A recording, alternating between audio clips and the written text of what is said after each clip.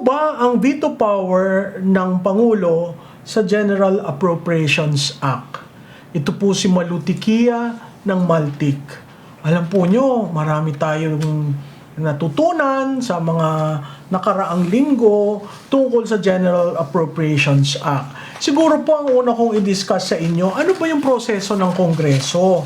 Alam po nyo, yung proseso, simple lamang Kaso, kung hindi po nyo na iintindihan ang how a bill becomes a law, na dumadaan yun sa tinatawag na legislative maze, medyo mahihirapan ho kayong sumunod dun sa budget process. Pero simple lang po, pag ang presidente nagsalita ng July sa opening ng new Congress, yung pong tinatawag niyang State of the Nation Address, bibilang ka po ng 30 days after nun, doon po kailangan masubmit ang National Expenditure Program or NEP.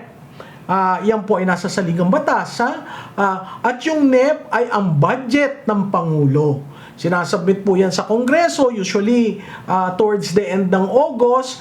At pag nasubmit po yun sa Kongreso, simula po ng September, nag-uumpisa na ang committee hearings ng Committee on Appropriations on the macroeconomic assumptions. Ang macroeconomic assumptions po, yung po ay ano-ano ba yung ginamit na batayan para mabuo yung budget, no? So, pagkatapos ng hearing, bakit po sa House? Kasi po, nasa saligang batas natin, ang power of the purse nagmumula sa House of Representatives. Okay?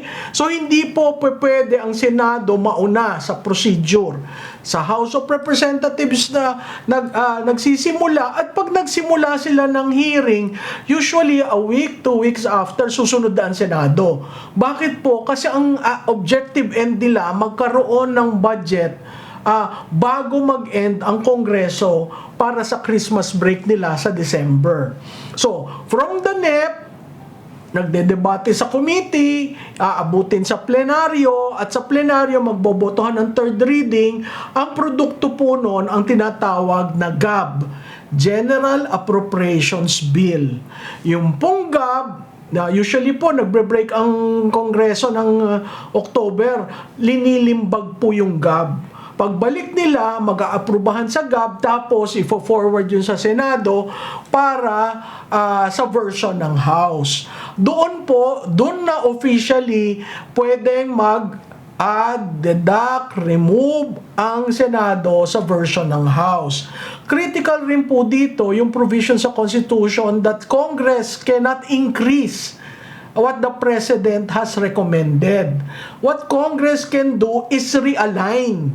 Meaning, sa isang kategorya, kunyari, Agency B, kung ang pondo po doon ay 10 piso, hindi pwedeng taasan ng Kongreso yon sa 20 pesos. Ang pwede po niyang gawin, magre-realign doon sa budget na yon, at yun gagamitin para sa iba, no? Siguro po ang hindi ko na isama diyan, ang umpisa ng budget call ay executive branch po yan. Usually mga April may budget call na, doon po naglalagay ng budget ceiling or budget floor, depende sa appreciation ng DBM kung na-utilize talaga yung budget. So, pagdating po ngayon sa Senado, magkakaroon ng kasi po, ang sabi doon, ang budget should be passed like how an ordinary bill becomes a law. So, 3 readings, may bicameral to reconcile the differences, babalik sa bawat chamber, at yung bicam, ang action lang po dyan ng both chambers is to pass or not to pass. Pag hindi na-pass, babalik uli sila sa bicam. Pag na-pass, enroll na po yung bill bago mapirmahan ng Pangulo. Usually po, dito sa administrasyon na ito, yung budget bill sinecertify as urgent. Kasi nga ho, gusto nila mapasa yung budget bago ng December. Hindi naman po tayo katulad ng Estados Unidos. Sa Estados Unidos, pag walang budget na napasa, ay stop talaga ang gobyerno. wala ho talagang galawan kasi walang pampasweldo. Sa Pilipinas po hindi ganon. Sa Pilipinas, pag hindi mo na ipasa yung budget para sa susunod na taon, ang prevailing is the current budget. So kung hindi na ipasa ho yung 2025 na budget, ang controlling po is the 2024. Ano ang masama o mabuti diyan sa controlling yung previous budget, no? Hindi nag-uura-urada, hindi nagmamadali, okay? At sinisigurado ang gobyerno is alive. It's performing its role. Yun nga lamang po, ang downside niyan, yung priority programs and activities ng for the succeeding budget, hindi yun reflected sa current budget. Ang mangyayari nun, kung kakayanin, hahabulin yung pagpapasa at pag pumasa yun, magpapalit lamang. Ang kagustuhan lamang po nun is sana sa bagong taon, bagong budget ang magiging controlling. Ngayon, ano po ba ang veto power? No? Napunta na tayo dun sa budget process. Ang veto power po ay karapatan ng Pangulo, binigay ng saligang batas sa kanya para either mag-general veto, which means the entire bill is voted, babalik yan sa Kongreso with the objections of the President, or mag-line item veto. Ang ibig sabihin po ng line item, may certain provisions ng appropriation, revenue, or tariff bill ang binito. Pero hindi ibig sabihin yung buong panukalang batas ay na-veto. So, yun po ang diferensya nun. Pwede bang i-override ng Kongreso ang desisyon ng Presidente to do a general or a line item veto? Pwede po. Pero napakahirap mong kunin ang 2/3 vote of all its members. No? Pwede po yun siguro kung may supermajority. No? Pag nakuha po yung 2/3, ang mangyayari po niyan, na-override yung veto ng Pangulo. So, meaning, ang controlling ay yung version ng House. No? Ano po ang time limit? Pag binigay po ang isang enrolled copy sa Pangulo ng isang panukalang batas, may 30 days siya. Kung hindi niya mapirmahan, sumobra na sa 30 days, naglalapsion into a law. May mga ganun pong practice. Kunyari, change of name, hindi na pinipirmahan ng Pangulo, pinapalaps na lang into law. No, pero yung mga major legislations, talaga pong pinag-aaralan yon. Okay. Ngayon, ito pong budget natin, ang total po ngayon for 2025 is 6.3 trillion o 9.7% higher than the previous budget, no? Bakit ganun kataas? Kasi tinitingnan po doon sa programa ng Pangulo, yung 8-point program niya, kung saan ang gusto niya may inclusive growth, sustain economic recovery, and uplift the quality of life for all Filipinos, no? Ang binito po ng Pangulo is a total of 194 billion of line items in the General Appropriations Act. Si Pangulong Marcos Jr. po ba, this is the first time na nag-veto? Hindi po.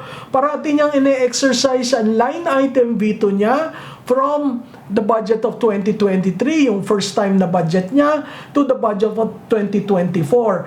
Meron siyang mga budgetary items na rene-reject. Pero marami hong masalimuot na issue dyan sa budget na yan eh. Kaya ang kailangan natin tingnan, saan ba bumubukol ang budget? Yun po ay dun sa unprogrammed appropriations. No? Pag titingnan po ninyo dyan sa unprogrammed appropriations, ibig lang sabihin, walang revenue.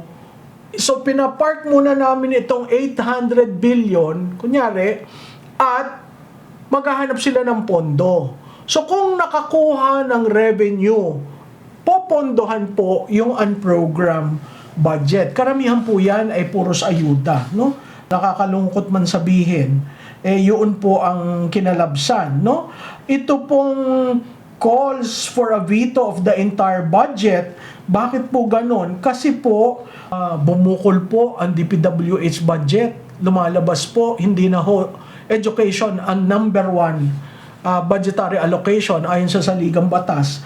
Pero nandyan na po ang DPWH, at yung unprogram po ay 300% ang increase. So, nakakabagabag po yan at meron rin po sa 2025 na budget ng mga programa na subject to conditional implementation. Halimbawa po, yung ayuda sa Kapos Nakita Program o AKAP. Nandyan rin po yung Payapa at Masayaganang Pamayanan Program. Yan po yung sa Peace and Reconciliation na andyan rin po yung infrastructure program, no? So marami pong iba't ibang klaseng programa na naapektuhan nitong unprogrammed allocation. Ang nakakabahala po, merong presidential veto sa projects, sa project level na po ha. Ano ang naapektuhan? Yung mga public works project ng Bulacan, ng Nueva Ecija, ng Pampanga, ng Albay, yung pong DSWD Multipurpose Buildings and Flood Mitigation sa San Juan River sa Manila City, sa Palawan, sa Tayum, sa University of the Philippines Dasmariñas, sa Tagaytay Tourist Iconic Tower at sa Camiguin Airport facilities, no? At of course, yung Pantawid Pamilyang Pilipino o yung 4Ps na na-institutionalize na. Pag sinabi ko pong na-institutionalize, Republic Act na po siya. Pinirmahan po yan na batas noong panahon ni Presidente Noynoy Aquino kung saan sa 2025 may 50 million cut na ililagay sa unprogrammed funds. Paano po yung nag-graduate sa 4Ps at may bagong entry sa 4Ps? So, hindi natin matutugunan ang ating target dahil dito sa nangyari. So, ang nais lang po nating bantayan ng taong bayan, itong debate, no?